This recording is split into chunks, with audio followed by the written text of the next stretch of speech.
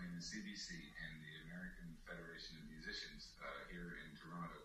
We learned just before the show that Iggy and his band cannot perform on the CBC right now, but we thought you'd like to meet him anyway. He's one of the most interesting stars of rock music in the world, and I'm very sorry that we couldn't work it out so that you could sing and perform, but that's life. That's showbiz, right? Is it? You should know. You're in it. Listen, tell me about Bit It Longer, haven't you? Not really. Not really. Tell me about punk rock, because I have heard, I've read. Well, I'll tell you about punk rock. Punk rock is a word used by dilettantes and heartless manipulators about music that takes up the energies and the bodies and the hearts and the souls and the time and the minds of young men who give what they have to it and give everything they have to it. And it's a term that's based on contempt. It's a term that's based in fashion, style, elitism, Satanism, and everything that's rotten about rock and roll. I don't know Johnny Rotten, but I'm sure he puts as much blood and sweat into what he does as Sigmund Freud did.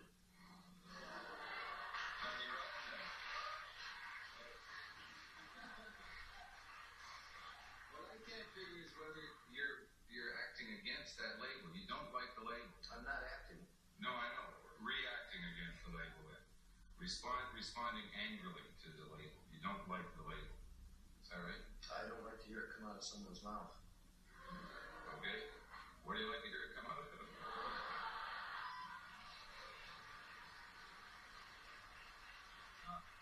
Listen, tell me seriously. I have never seen you perform, but I've read reviews about vomiting on the stage, about sticking pencils in your flesh, about bleeding lips, and about all those things. I want to know the purpose behind that. The purpose or the reason? The purpose or the reason? I vomited. I was ill. I'm not sorry I was ill. Everyone gets ill sometimes, and I was ill one evening, and as I felt that I was going to vomit anyway, I decided I may as well do it in some style. So I did it something like this. Actually, the Prime Minister of Canada... I've never seen a pencil in my flesh. These come mostly from my fingernails. But you do mutilate and scratch yourself, do you? On the stage? These are innocent questions. I have not seen you perform. I've just read a great deal about you. And I want to know why. Why? Because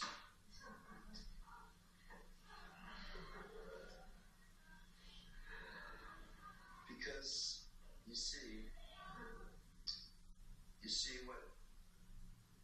what sounds to you like a big load of trashy old noise is in fact the brilliant music of a genius, myself. And that music is so powerful that it's quite beyond my control. And when I'm in the grips of it, I don't feel pleasure and I don't feel pain, either physically or emotionally. Do you understand what I'm talking about? Have you ever felt like that? When you couldn't feel anything, and you didn't want to either. You know? Like that. Some critics... Do you understand what I'm saying, sir? I'm trying... You don't have to call me sir. No, I don't have to. I forgot your name. Well, at least I go with the one I was born with. But, that was unnecessary. Cheap shot. Iggy Pop is a great name for a rock star. I'm trying to understand. Fair enough?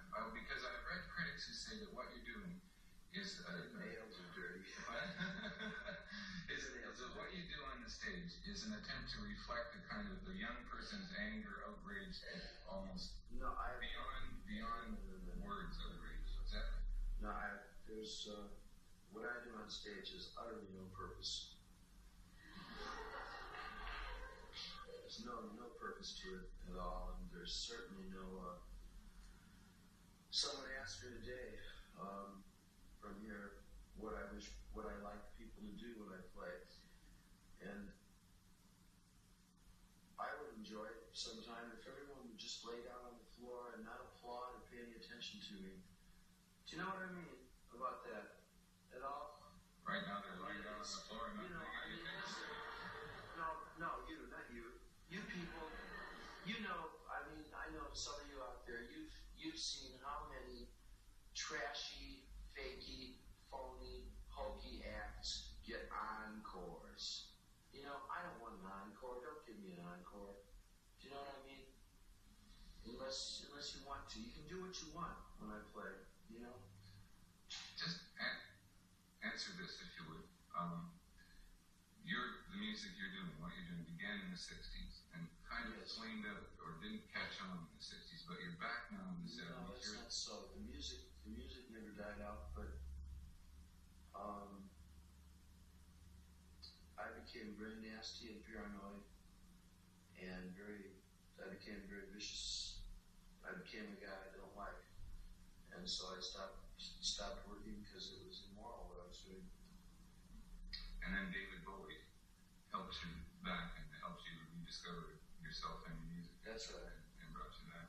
And in the concert tour that you are now a part of, and I want to talk about the concerts where you can be seen, David Bowie occasionally plays as a sideman with you. That's right. If your band had been able to play on this show tonight, you might have had David Bowie playing as a sideman. Yes, that's right. We were all here this afternoon. Having a good time. We did a lovely show. Well, where can that lovely show be seen? Where are the concerts? I don't know what the dates are. Is there any? Seneca College in Toronto. We know about that. On Monday night. Yeah, good. That's good. Okay. The important thing is that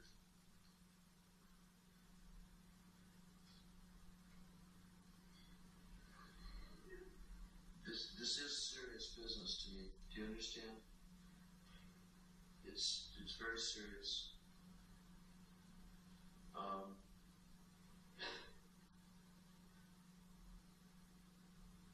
I feel very strongly about what I do, and it's not all that good. I'm not that great, Really. I'm all right. Pretty popular. About there. Well, Popular, Well, you've got a big following. Are you happy to be popular? Do you get a big kick out of that? I suppose you're popular. Sometimes. Well, I don't get that much of a kick out of it, really. I would just, I worked very hard for a very long time to try to make something that's beautiful enough so that I can enjoy it and other people can enjoy it. And I will continue working at it because I haven't nearly achieved it yet. Thank you very much for dropping by. I'm Sure. sorry the union thing just prevented us from getting You know what? performance on it. As a matter of fact, I haven't, but during the commercial break, we can get you one and I'll find out more about where Iggy Pop can be seen.